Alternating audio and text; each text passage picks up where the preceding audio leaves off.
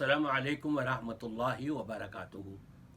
सामीन किराम, सबसे पहले तो आप सबको बहुत बहुत ईद की मुबारकबाद। अल्लाह तबारक व तआला इस दिन में हमने जो नमाज अदा करी थी और अल्लाह से दुआएं की थी, अल्लाह ताला उसको शर्फ़ कबूलियत अता फरमाए। ये पहला दिन इख्तिताम को पहुंच गया है।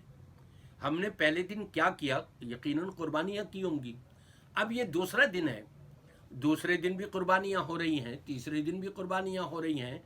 ये तसलसल के साथ जो कुर्बानियाँ चल रही हैं, क्या हम इन कुर्बानियों का हक़ अदा कर रहे हैं? वातअमुल बाइसल फ़कीर वातअमुल क़ानिअ वल मुअतर्र।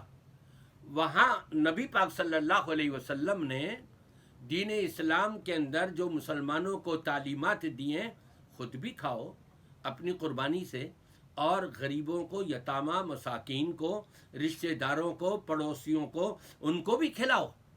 कहीं ऐसा तो नहीं कि हमने कल जो पहले दिन कुर्बानी की थी और अब दूसरे दिन जो कुर्बानी कर रहे हैं, हम अपने डी फ्रीज़र भरने में लगे हुए हैं।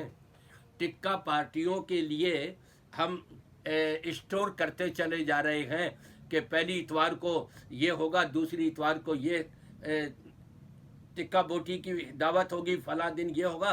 कहीं ऐसा तो नहीं? नहीं।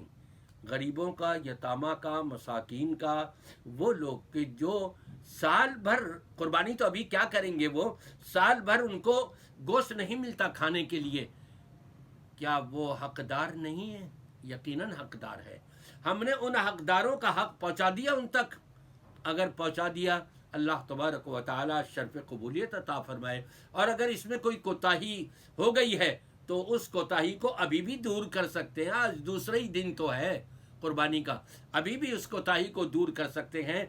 और गरीब गुरबा, यतामा मसाकीन, उन सब को आप गोश्त पहुँचाइए, अपने रिश्तेदारों को भी, अपने पड़ोसियों को भी, अपने अजीज़ व अकारिब, मिलने जुलने वालों को भी।